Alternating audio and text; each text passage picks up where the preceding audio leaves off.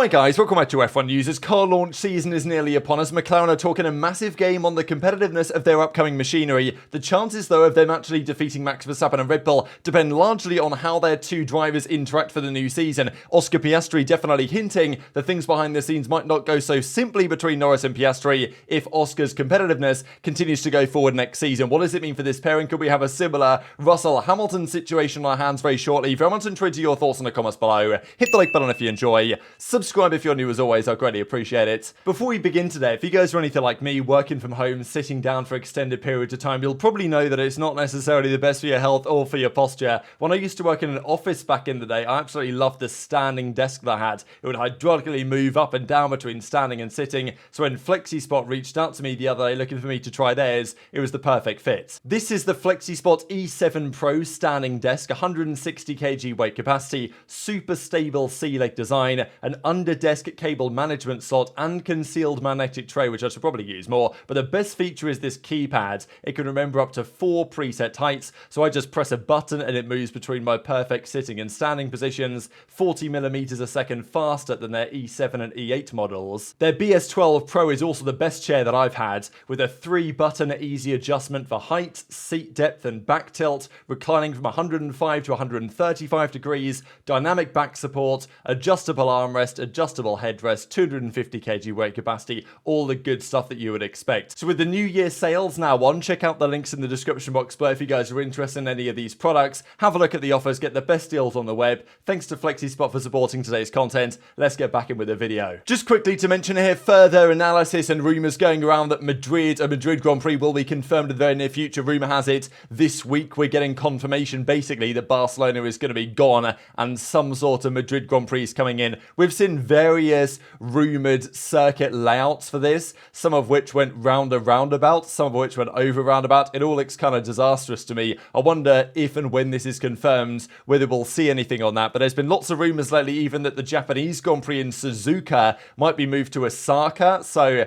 yeah, and that'll be another street circuit, right? So it's not looking good. It's an interesting one really, because IndyCar in some ways and other kind of motorsports right now are trying to move away from street circuits if they can, more so to race on more regular circuits, because that's generally what the fans want to see. But Formula 1 seems to have a different perception on the way that is going to be going. But Formula 1 car reveal season is coming up shortly. Ferrari are doing a presentation and shooting day 15K in Furiano 13th of February, and I think Haas have something coming up relatively soon as well, 11th of Feb, something like that. And then shortly after that we're in Bahrain for pre-season testing, where we will see all of these cars in the flesh for the first time. Red Bull, no doubt they're going to be the team to beat for certainly this next season, more than likely in 2025 as well. Then 2026 could be a different story. I don't know if you guys think that this comment here from Ford CEO Jim Farley is going to come back to bite him, but you know, I mentioned the second half of this comment the other day. I didn't see the first part of the time, so I thought I'd just mention it for you guys. The powertrain team that they are building, i.e. Ford Rebel Powertrains in Milton Keynes, is absolutely top notch. We're going first class to the very top of the podium, so we'll see if in a couple of years time that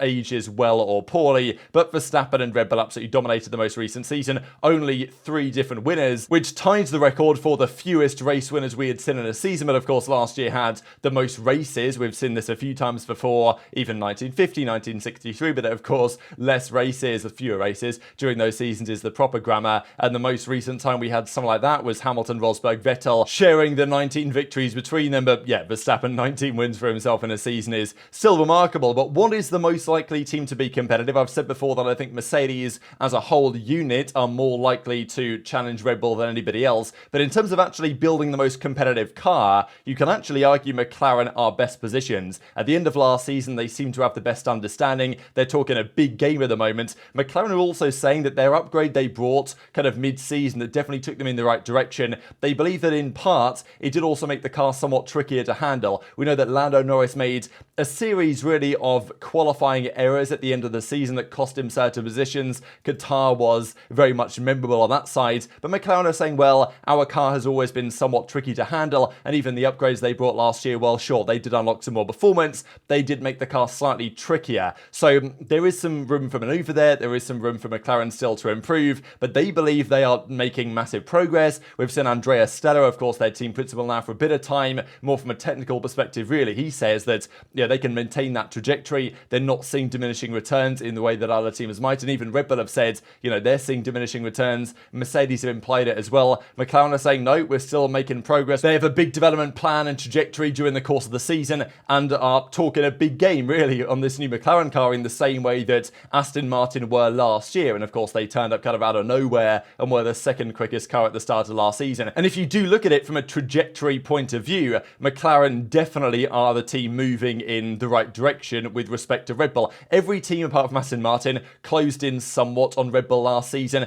I think that's somewhat inevitable, but also Red Bull didn't really develop the RB19 as they could have done. But McLaren went from at the start of the season on average over the first 11 races being a second a lap down to, 4/10 of a second a lap down at the end of the year. Not like it was all sunshine and rainbows though. They didn't get better and better forever because at the end of the year McLaren went to Vegas and they both got knocked down in Q1, right? So still there's weaknesses in that car. The Red Bull basically has no real weaknesses compared to its opposition. You can't afford a weekend like Vegas if you're in a championship fight. And well, this is Lando Norris, right? Over the last few years with respect to the relative strengths of the McLaren, had a great year in 2021, 2022 completely destroyed Ricciardo, and then had his most points ever 2023 with 205. Of course, Oscar Piastri had far fewer points than Norris did the most recent season, but that does not mean that Oscar on his day isn't very competitive. And this is one of the key talking points with McLaren next season because there's a very realistic chance they put together a very competitive car. They're talking a big game. They were pretty close to Red Bull last season. It wouldn't be a surprise if next year's McLaren is the most competitive car on the grid. Now, there's probably more questions over McLaren's driver lineup than Mercedes' driver lineup and, the operations behind the scenes and all this type of stuff. Actually, winning races, competing for championships. There's maybe more faith in Mercedes, but McLaren is certainly in a very promising position to try and take it to Red Bull and Max Verstappen. And Lando Norris says that, well, maybe I go somewhat easy against Max on track the last year or so, but that's only because I know that he's going to get past anyway if I had a more competitive car. Norris believes that it would be very competitive on track with Verstappen, but of course, first you've got to win a race before you want to win a championship. But the big question for Zak Brown is, and Zak Brown said this over the last few days, he reckons they have the strongest driver pairing. He said it. He reckons Norris and Piastri, best driver lineup you can find on the grid. Some people would certainly argue that, and I think there is definitely a case to be made. But if you do have the strongest driver pairing, you then run into issues with those drivers clashing it with each other. And we have seen this the last couple of years, especially at Mercedes. And this is in a non-competitive car. I honestly cannot wait to see what happens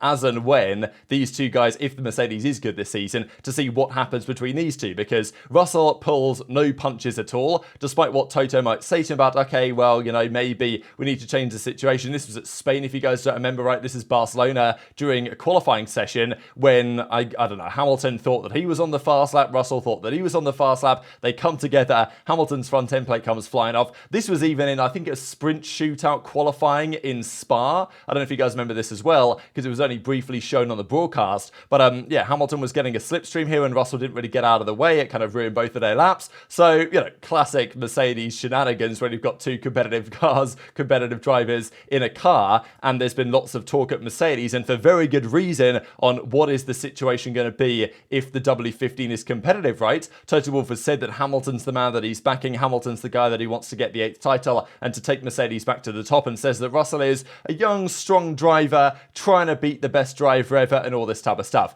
Russell, though, is not going to be there in his third year at Mercedes thinking, all right, okay, I'll let Lewis have this one. If the opportunity is there for Russell to win a race or to beat his teammate, which he seems very intent on doing, or to try and compete for a championship, possibly, Russell is not going to back down from that unless the team somewhat force him to. And this has been a talking point that Toto Wolff has even mentioned a little while ago now, that, he's having conversations with Russell, and it seems like, at least from the public point of view, Wolff is making his point somewhat known on the internal dynamics at Mercedes. Now, Zak Brown is not going to do that, or Andreas Seller really is not going to do that as the team principal at McLaren, but nonetheless, they potentially face the same issue. If you want to beat Verstappen and Red Bull, you need probably one driver to do the job, in the same way that Ferrari, if they are going to be competitive next year, Fred Vasseur has made it quite clear. Vasseur made a statement a few months ago now saying that every single dominant driver-team relationship has been with a number one driver. Schumacher Ferrari, Hamilton Mercedes, Vettel Red Bull, countless other examples, Verstappen Red Bull, of course, for the present day. And clearly it's Vasseur's intent, although he might not say so publicly. Seems to me the intent is Leclerc is the man for Ferrari, and that's how they will intend to build their championship ambitions over the next couple of seasons.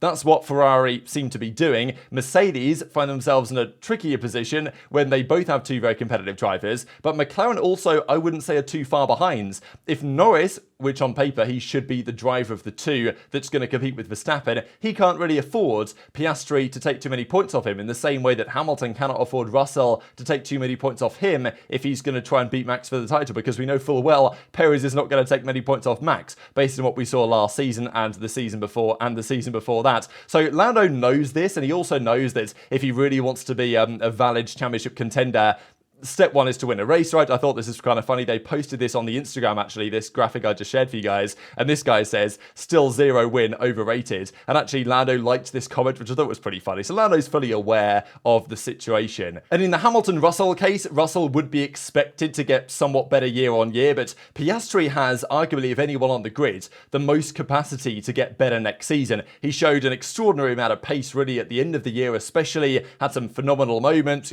Spa, Qatar, obviously comes to mind winning the sprint race there, and many other examples as well. Sure, he was more inconsistent than Norris was, and in pure race pace, Norris most certainly had the edge, mainly in terms of tyre degradation. But from where Piastri was last year, given the fact that Russell's been in the sport now for many years and can still improve, but probably won't, do so drastically from season to season, Piastri has a big potential next year to get much, much better if he can figure out that mainly it was just tyre deg in some of these races. That's why my feeling is that Qatar was such a good Grand Prix for him, because, well, we know that in Qatar they were forced to use 4 sets of tyres. They had to do 3 stops because the tyres were going to blow up because of the curbs and all this stuff that were happening during the weekend. So they mandated multiple stops. So tyre deg was not a concern. They were just running flat out all the time, and you just burned as much rubber as you possibly could. When it's down to raw pace in that type of scenario, then Piastri can be right where Norris is. But I think it's going to take a bit of time for Oscar to get where Lando is in terms of tyre degradation, race pace, and, maybe racecraft and some of these other factors. But given where he was last year, one of the most impressive rookie seasons since, Hamilton, really. There's a few other examples. Not even Ocon had an impressive rookie season, Leclerc as well, a few years ago. But Piastri most certainly in that kind of ballpark, and next year, if he gets significantly better, which he might well, then Lando has to, be careful. And there's also a lot of people that think that Piastri will win a title before Norris will, if either of them ever do, and we'll see that here in a second. So Piastri comments on this, really, because there's been a feeling that, sure, of the driver pairings next season, Hamilton and Russell has the most potential to be really spicy as far as I'm concerned, and maybe even Sainz and Leclerc could be somewhat, just because Sainz will probably be really trying to put the pressure on to secure a contract extension, which is apparently not the case at the moment. But Norris Piastri is not far behind, and clearly they recognise this internally. If Zak Brown's going to keep saying they've got the best driver pairing, they must know that in terms of challenging Verstappen for a championship, things might get somewhat complicated, although Norris should be still the clear favourite. And Piastri says that in terms of if they want to make progress, they have to ensure they stay completely open, which is fine when the car isn't great, but it becomes more challenging when there's serious competition on track. As he says, the pair must stay completely open with one another by sharing data if they want to drive the team forward. The relationship is still the same. Of course, we're not winning titles at the moment. We're a lot closer than we were, but we still need to find that bit more to challenge Red Bull. So it's very important for us to work together and help the team develop the car. But if myself and Lando have any additional information or directions on things, then anything we can do to help is going to help the both of us. Now, that sounds great on paper, but we know that the way things sometimes go in Formula 1 is that when one driver and another driver are actually both competing for a championship or something, they will, are they going to tell a piece of information to the team if that is going to potentially improve the car for the other guy as well? Will they just tell that to their guys? Will they try and find a way for their setup to get it better? It's how things go for these internal team dynamics. That's only likely to be super viable, though, if both of these guys are in the potential hunt for next year's championship, which Zak Brown would probably like to say that they will be. And he goes on to say, in terms of data and stuff like that, it's all open. There are no barriers. That won't change. We just need to make sure that our racing is respectful. But apart from that, it's all good. So, and then he goes on to say that I was still always going to get compared to Lando, so comparisons are going to be there. Maybe there wasn't quite the pressure to achieve big points or podiums straight away, but the comparison with Lando was there. I'm still trying to learn. I was still trying to learn as quickly as I could and help the team. But the comparison with Lando was certainly in the back of his mind, and he's obviously expecting to take a step forward. He talked about how last season he was deliberately not a pushover in wheel-to-wheel racing so that he can show the front runners at the field that he is a serious threat, and I'm sure that'll apply to Lando as well. These were some of the races that the race actually themselves put together, comparing the two of the drivers, and sure, Norris outplaced Piastri on multiple occasions, and when the car got good from really, Austria, Lando was 4th and Piastri was 16th, but he didn't have the upgrades there. Probably it was only from, Spa and Hungary around about there when the two guys both had the same upgrades on the car. And sure, most of the time, Norris was ahead of Piastri, but there was a few races, Qatar, for example, where Piastri was spectacular, Spa as well, Piastri was very good. Of course, unfortunately, didn't finish the race there, but he had a great time in the sprint where he was leading for some time before Verstappen eventually took that back from him. So what do you guys think about this? Because you look at the grid, there's a few driver pairings that will need to cooperate if they want any chance of beating Verstappen for next year's title. If they don't cooperate, and if they are,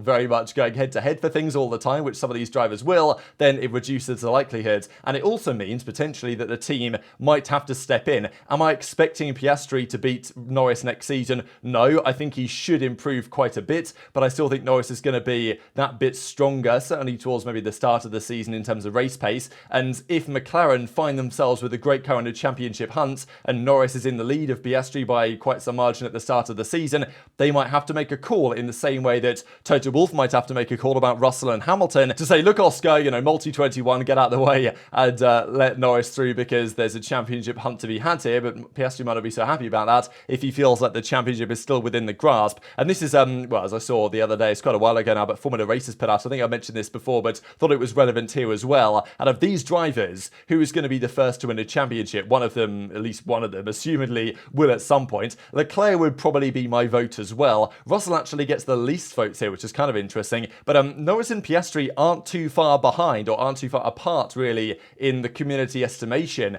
that, Norris, sure, he definitely has the ingredients to win a championship, but, he's yet to win a race. He's got very close to winning a race, should have done in Sochi 2021. We all know the story on that. But even despite Piastri's relative lack of experience, there's lots of people that think that he will come through quicker and, either beat Norris next year or the year after, and therefore make things very interesting for the upcoming season. But very much enjoyed your thoughts on all this stuff in the comment section below. Hit the like button if you enjoyed, subscribe if you're new, take care, and I'll see you next time.